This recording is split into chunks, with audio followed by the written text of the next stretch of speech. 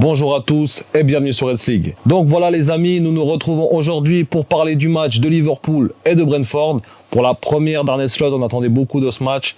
On n'est pas déçus, mais il y a quand même des choses à redire. Générique.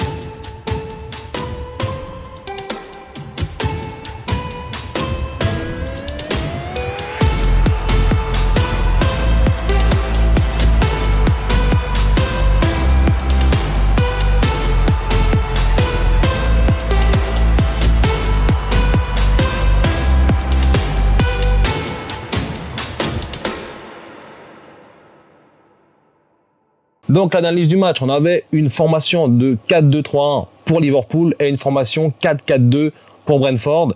Donc cette formation, voilà, c'est un peu des formations qui n'ont pas du tout les mêmes attributs. Donc c'est intéressant de voir un peu un rapport de force un peu différent. Ce qu'on a pu constater, surtout durant ce match, c'est que Brentford n'arrêtait pas de défendre. Des fois, c'était du 8 en défense avec 2 en attaque et qui s'envoyaient au charbon là pour courir aller chercher les ballons. Donc, il n'y avait pas vraiment beaucoup de jeu. Liverpool a mis beaucoup de pression dans ce match, donc j'étais très satisfait de ça. Par contre, pour la première mi-temps, il y a quand même un bémol, c'est que voilà, on a eu ce premier but, donc les 10 premières minutes de Liverpool, vous le dire, elles sont pas très bonnes. Enfin, c'est un peu, ça se cherche un petit peu quoi. Après, ça part plutôt pas mal. Après, avec le but de Luis Diaz, donc à la 12e minute. Ça relance en fait un peu sur le cours du jeu, c'est-à-dire que dans le cours du jeu, c'est Brentford qui menait un petit peu les actions, Liverpool pas dangereux, et d'un coup, bam, ça pique. Et à ce moment-là, Brentford était un peu en difficulté. Malgré tout, ils ont réussi à revenir dans le match, donc ça c'est quand même une bonne chose pour eux. C'est quand même une équipe qui arrive à embêter les grosses, donc ça, on se fait pas de soucis là-dessus. Par contre, voilà, il y a quand même des petites choses à redire sur Liverpool au niveau surtout de la justesse à finir les actions. J'ai l'impression que c'est un peu bancal à certains moments, qui sont un peu dans tous leurs états. C'est un peu Liverpool, c'est un peu tout feu tout flamme quoi, dans le bon sens comme dans le mauvais sens du terme. Donc voilà, on va passer maintenant un petit peu à l'analyse du match. Donc on va voir un peu comment ça s'est passé. Donc moi j'ai noté que dans ce match Brentford a assez bien défendu, malgré tout, même si on aurait pu en mettre, en tout cas, je pense, 2 ou 3 facilement. Brentford a assez bien défendu dans ce match.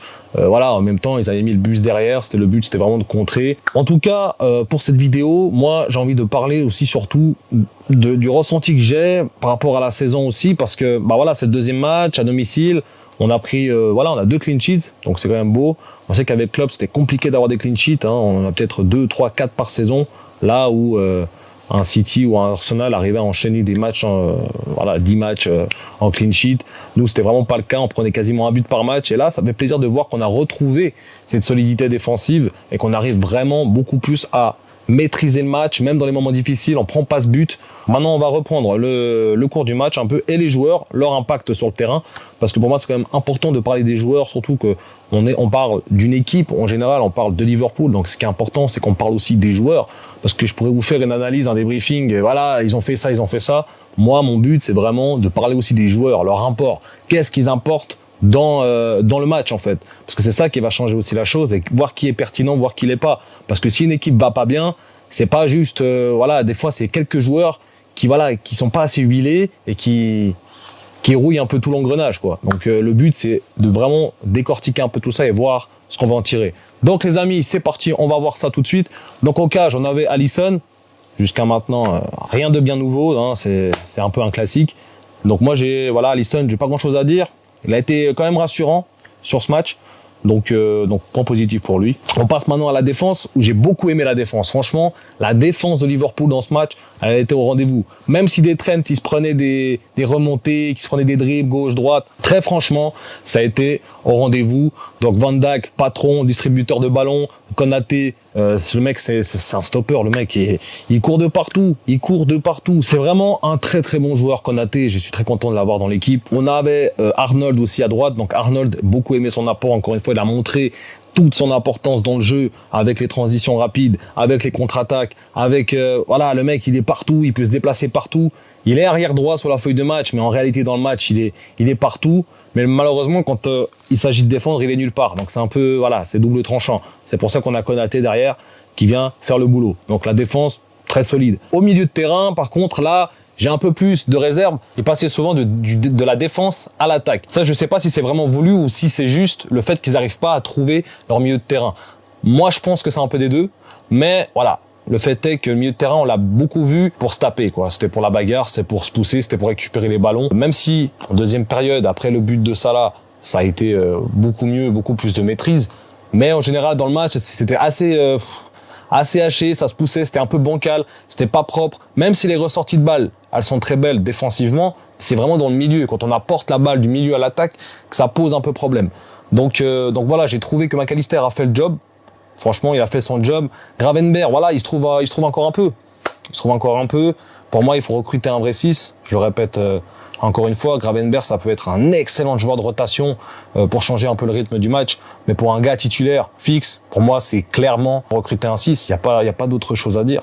Et j'espère vraiment qu'ils vont le faire parce que là, ils parlent souvent maintenant du fait que on a une bonne équipe. Oui, d'accord, on a une bonne équipe, mais encore une fois, il faut vraiment qu'on recrute parce que sinon, on va pas tenir toute une saison. Ouais, une saison, c'est long, hein, c'est 70 matchs. Donc, j'espère juste que Liverpool, faites-nous pas de la merde. Donc voilà, on va parler maintenant un peu aussi de Szoboszlai, parce que Szoboszlai, franchement, il faut le dire, c'est en demi-teinte aujourd'hui parce que il était très bon, mais il y a du mauvais. En fait, c'est ça, Szoboszlai, c'est qu'il est capable de traiter un contrôle assez simple, il est capable de traiter des passes, des transitions assez évidentes, il est capable de te couper une contre-attaque quand on part lancer, il y a tout le monde qui est là, on est trois en attaque, il y a Salah, il y a Diaz, il y a Jota qui court en attaque, mais il est beaucoup trop long pour mettre les transitions.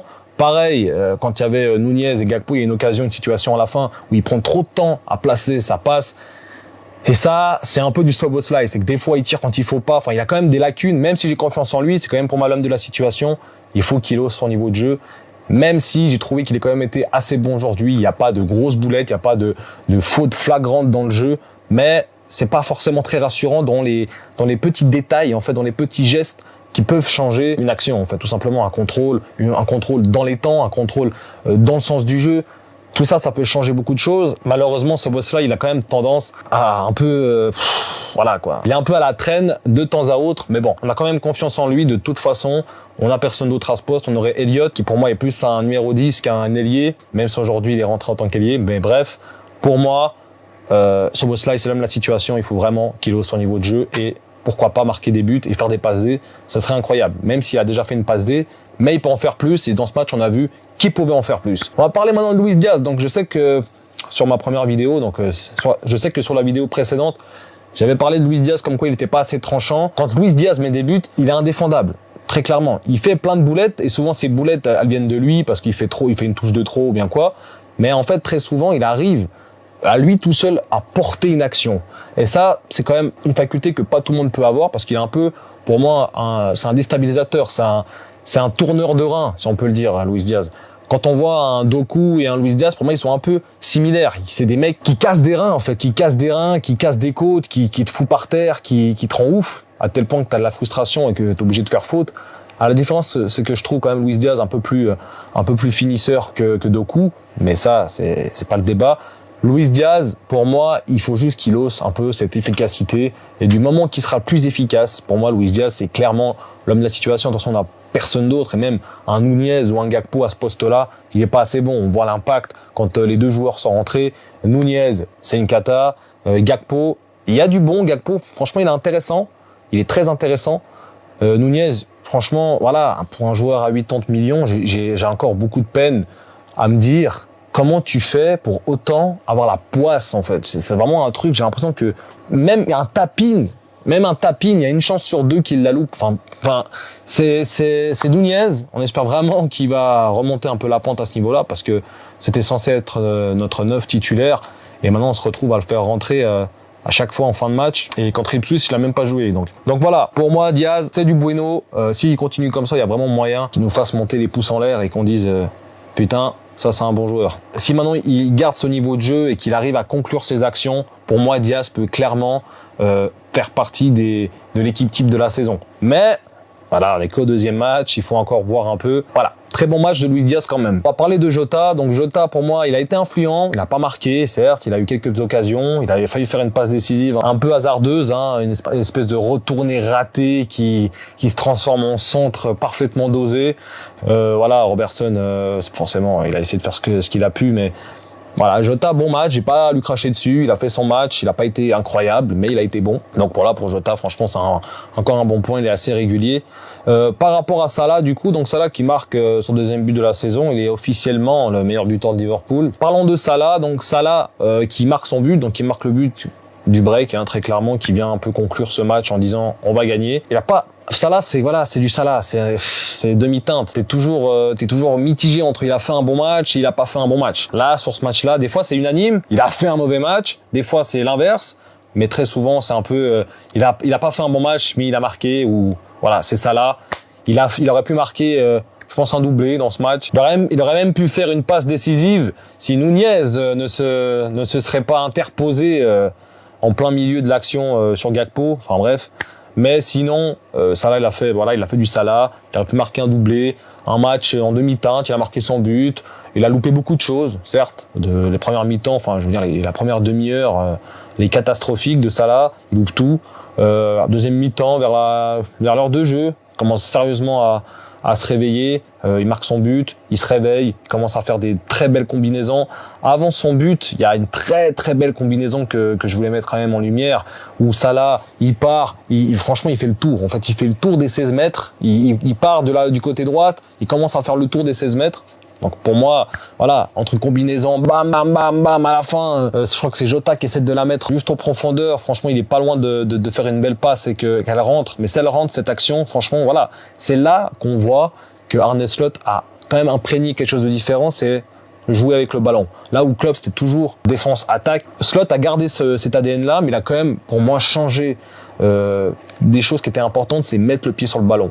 On voit les ressorties de balles, elles sont très propres. À l'époque, Liverpool, c'était souvent, l'année passée, Liverpool, ou il y a 2 ans, c'était souvent, on est en défense, on essaye un peu de ressortir, mais si on voit que c'est galère, allez, on balance devant et puis on essaie de défendre et de viser le hors-jeu. Là, on est plus sur une vraie ressortie de balle, on prend le temps, même si on est pressé à 2-3 joueurs, on arrive à décaler sur l'autre côté du terrain, on arrive à trouver des milieux de terrain quand même, où là c'était compliqué, on arrive quand même à trouver certains milieux de terrain. Là où c'est compliqué, c'est que les milieux de terrain ne trouveraient pas forcément les attaquants, mais bon, ça, voilà, c'est encore un autre débat. Je pense que ça va se mettre en route gentiment. Je pense que franchement, on peut espérer du bon pour Liverpool, et franchement, c'est un bon match de Liverpool. C'est un bon match de Liverpool, ils l'ont maîtrisé.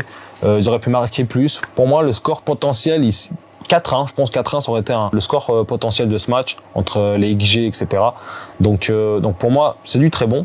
Maintenant, on va juste parler un petit peu de Brentford, il n'y a pas grand chose à dire sur Brentford, à part qu'ils ont joué uniquement sur la défense. Donc là, ils ont fait que de défendre un peu tout le match, ils ont essayé de partir en contre-attaque. Donc Liverpool, c'est des très bons contre-presseurs, ils n'ont pas réussi à amener à bien leur contre-attaque.